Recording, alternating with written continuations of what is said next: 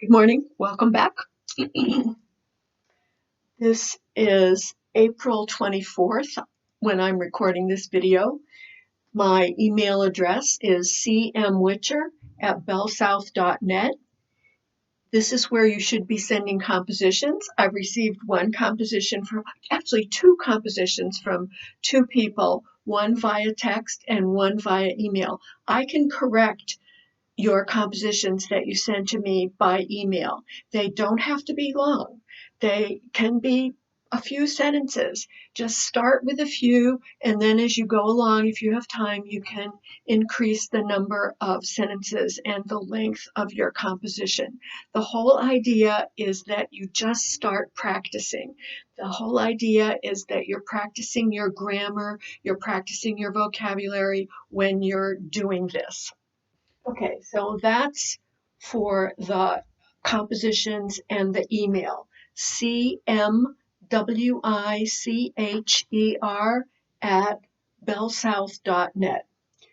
We're going to be using both the book and the student book and our workbook today. And if you could please have a pencil and paper and a workbook, because we will be writing things down as if we're in class. I'm trying to make this as much like we're in class as possible. So before we begin, I wanted to go over some vocabulary that I thought might be useful for you to review. The first one, office. And also remember, when I am saying something and have a pause, I'm expecting you to respond at home, and you should be speaking out loud. For example, office. Good. Meeting. Good. Now, another word or vocabulary word for meeting could be a grouping, right? The next one, cluster. C-L-U-S-T-E-R. What is cluster? Okay, so here I've written down cluster is a group of things that are close together. And usually they're the same kind of things that are close together. For example, people can stand in a cluster. Stars can form clusters. You can have a cluster of flowers. Children play in little clusters. Okay, could you repeat that? Stars. I see a cluster of stars. Flowers. I see, good, a cluster of flowers. Children. I see office workers. Good. I see a cluster of office workers in the corner. A few other synonyms for cluster. Bunch. What is it? Bunch. The next one, clump. What is it? Clump. Another meaning of cluster is people coming together. People are congregating. So if you go to church, you are in a congregation. You are congregating. People are in clusters. Another word, gather. Gather is another word that could be used with cluster. Okay. The next one, computer. Good. Computer. The next one, image. Image. So what is an image? Image is a picture or a drawing or a representation of something. So hopefully you are looking at an image of me on your computer. The next one, suits. Men and women very often wear suits to work. The next, furniture. What is it? Furniture. The next, left out. Oh, no one wants to be left out. That means you're not included. The expression is left out. Next, worried. Another word that's similar in meaning is anxious. What is it? Worried, anxious. Next, list. You make a list because you are planning. The next, variety. Different kinds of things. Not the same, but things that are different color, different shapes, different textures. You have a variety of things to say and do. I have, in case we have time, I have a cluster of seashells. If you go to the beach and you walk along the beach, you will very often see seashells in little clusters. So I'm holding a cluster of seashells. I'm holding a variety of seashells. They are not all the same. Okay, so we're going to get out our student book.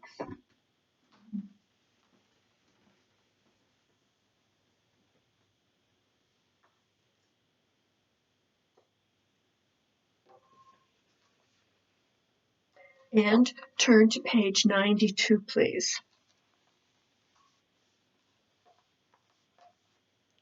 Okay, so the first thing I'd like you to do is look at the picture and in your notebook, write down the first 5 or 6 words that come to your mind when you see and look at this picture. Maybe some of the things that were on my whiteboard would be some that you might use.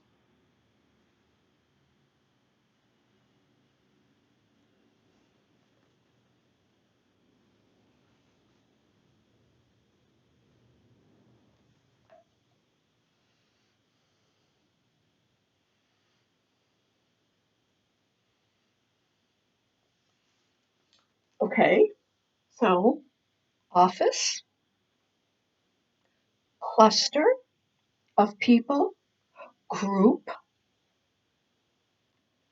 3 women, a man, suits, shirt and tie, computer, image, um, budget, planning, worried. Here we go. Let's see what the money man has to say. So, actually, here we go. The money man. Dear money man, I recently got a new job in a downtown office. I need to look nice every day. I've never worked in an office before, and I don't have the right clothes. Most of the women wear suits to work. How can I get a new wardrobe without spending my entire salary? Can you give me advice? Not clothes crazy. So, down here, before we go to the answers, it says work with a partner, answer the questions. So I'm going to be the partner, and I'm going to ask the question of you. What is, and I'm asking you to please write down a sentence, one sentence, or 2, if you want to. What is the woman's problem?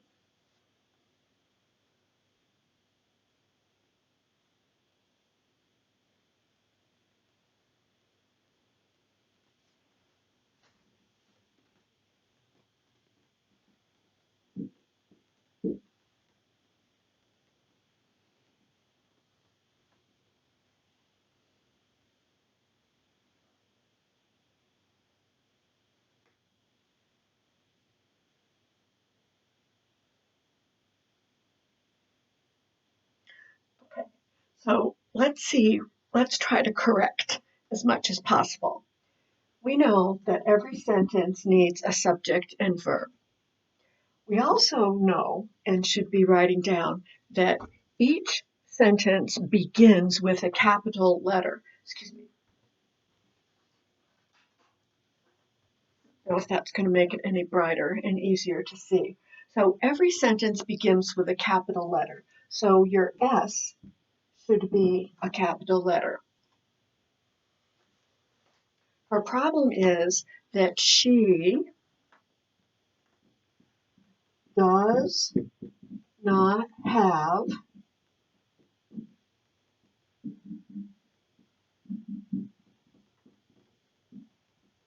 the right clothes for her, and if you added for her new job, would be even better.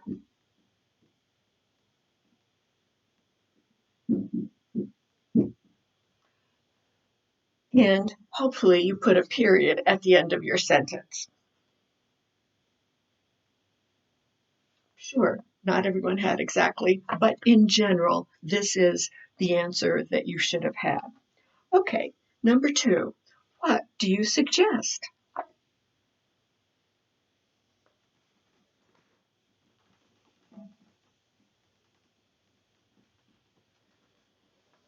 So if they say, what do you suggest? You know that you're going to begin with I, capital letter. I suggest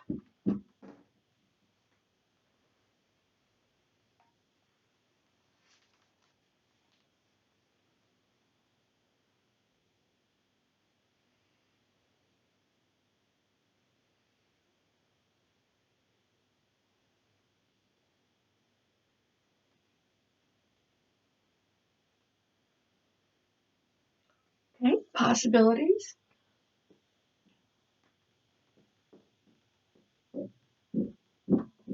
I suggest that she looks online or goes to a thrift shop. So what is an example of a thrift shop here in Atlanta?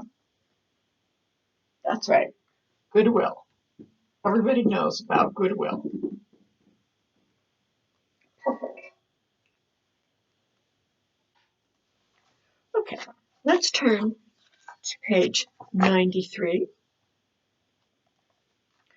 and read together. Remember, we're reading out loud. I would like you to please read when we do these online classes, to read out loud, because you are strengthening the muscles in your mouth, in your jaw, your tongue, and practicing your English out loud. Okay, here we go.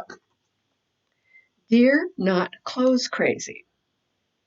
It's important to look nice at your job, but you don't need to spend all your money on clothes. I have a few suggestions. First, why don't you buy a black suit with a skirt, jacket, and pants?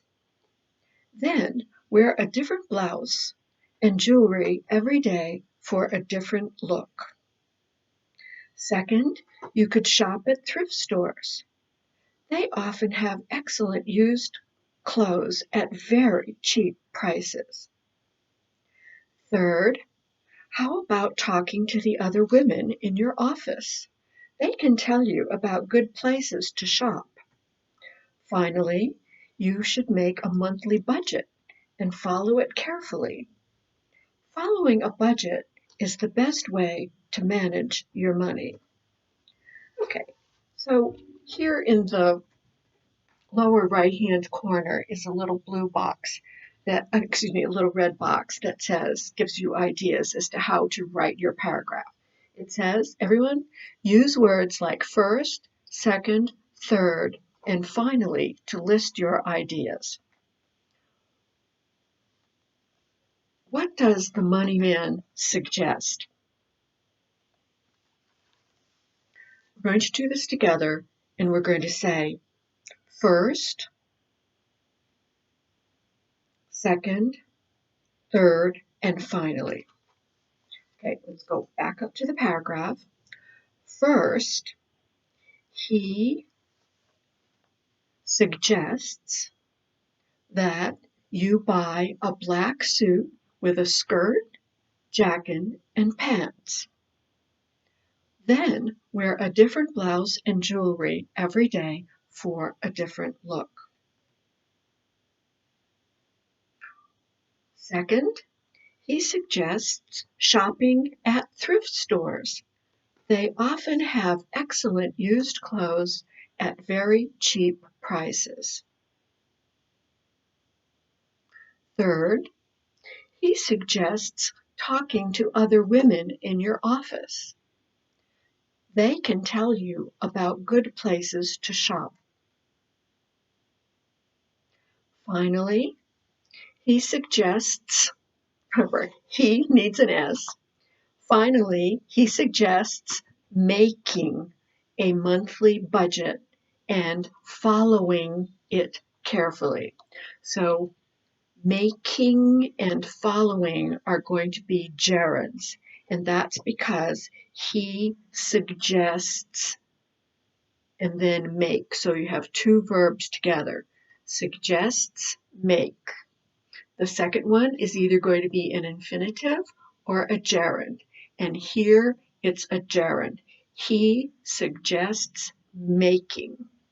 He suggests following. Everyone? He suggests making a monthly budget and following it carefully. One more time. He suggests making a monthly budget and following it carefully. Okay, let's go to 2. Read the letter, write an answer.